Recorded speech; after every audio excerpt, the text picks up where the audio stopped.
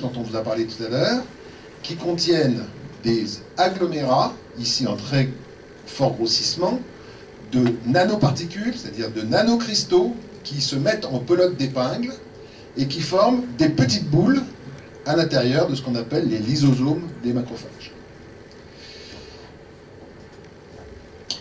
Ces inclusions sont donc de l'hydroxyde d'aluminium ou alum utilisé depuis 1927 dans les vaccins. Tout ceci, vous le savez, je passe. Ceci vous a été montré, je passe.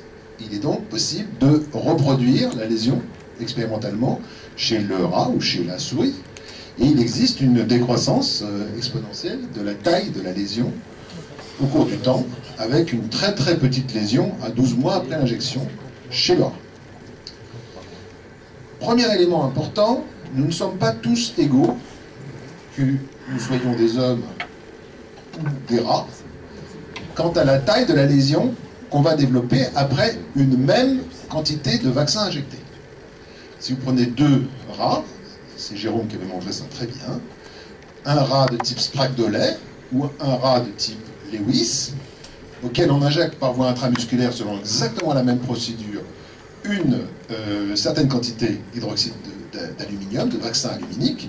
Certains rats, le Sprague-Dawley va faire des très grandes lésions, pendant que le rat Lewis va faire des très petites lésions. Donc il existe une inégalité, une hétérogénéité interindividuelle quant à la taille des lésions que nous développons après une injection vaccinale. Deuxièmement, je passe très rapidement sur ce qui concerne les symptômes, parce qu'ils ont été très bien décrits par Jérôme.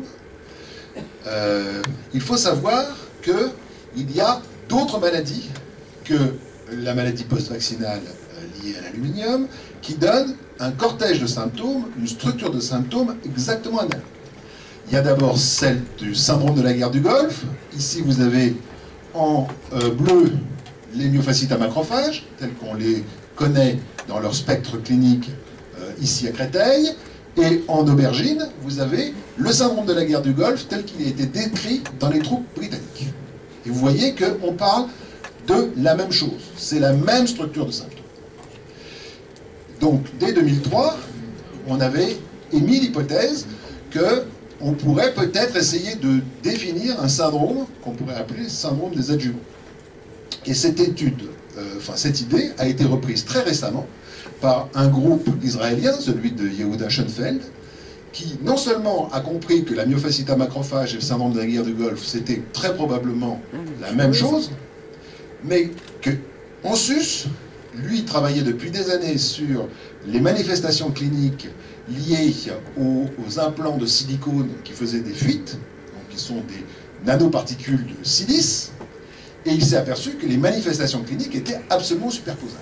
Et donc il a proposé, et je pense que peut-être ce serait intéressant dans l'avenir de penser de cette manière-là, d'identifier un syndrome qu'il a appelé ASIA, pour Auto-Immune Auto-Inflammatory Syndrome Induced by Adjuvants, qui regroupe ce syndrome particulier qui est lié à des particules qui ont des fonctions d'adjuvants immunologiques, aluminium bien entendu, mais peut-être d'autres adjuvants, et de toute façon probablement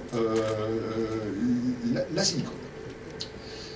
Donc, je soumets ça à votre appréciation, mais il n'est pas impossible qu'il y aurait, et ça peut répondre un peu à certaines questions qu'on a ici, il serait peut-être possible d'imaginer qu'on réserve dans l'avenir le terme de myofasciite à macrophage à la lésion aluminique persistante, et qu'on réserve le terme d'ASIA, par exemple, au syndrome clinique développé. Ce qui permettrait peut-être d'élargir la cohorte et de pouvoir faire des études à très grande échelle. Mais ceci, ça mérite d'être bien réfléchi. C'est simplement une